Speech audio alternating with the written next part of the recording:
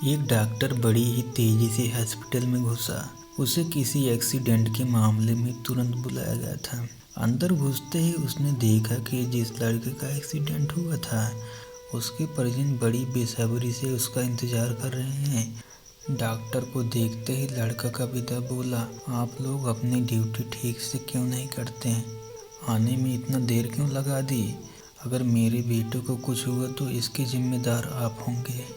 Doctor ने विनम्रता से कहा, आई एम सॉरी, मैं हॉस्पिटल में नहीं था और कॉल आने के बाद जितना तेज़ी से हो सका मैं यहाँ आया हूँ। कृपया अब आप लोग शांत हो जाइए ताकि मैं इसका इलाज कर सकूँ। शांत हो जाइए। लड़के का पिता गुस्से में बोला, क्या इस समय अगर आपका बेटा होता तो आप शांत रहते? अगर किसी की लापरवाही की वजह से आपका अपना बेटा मर जाए तो आप क्या करेंगे? पिता बोले ही जा रहा था, भगवान चाहे तो सब ठीक हो जाएगा, आप लोग दुआ कीजिए, मैं इलाज के लिए जा रहा हूँ। और ऐसा कहते हुए डॉक्टर ऑपरेशन थिएटर में प्रवेश कर गया। बाहर लड़के का पिता भी अभी बुदबुदा रहा था।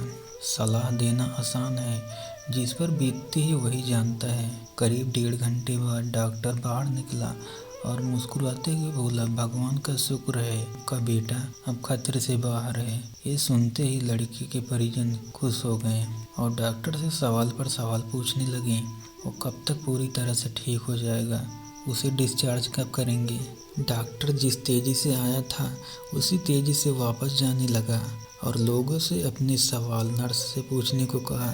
ये डॉक्टर इतना घमंडी क्यों है? ऐसी क्या जल्दी है कि वो 2 मिनट हमारे सवाल का जवाब नहीं दे सकते हैं? लड़के के पिता ने नर्स से कहा। नर्स लगभग रुआसी होती हुई बोली, आज सुबह डॉक्टर साहब के लड़के की एक भयानक एक्सीडेंट में मौत हो गई और जब हमने उन्हें फ़ोन किया था तब वो उसका अंतिम संस्कार करने जा रहे थे और बेचारे अब आपके बच्चे की जान बचाने के बाद अपने लाडले का अंतिम संस्कार करने के लिए वापस लौट रहे हैं।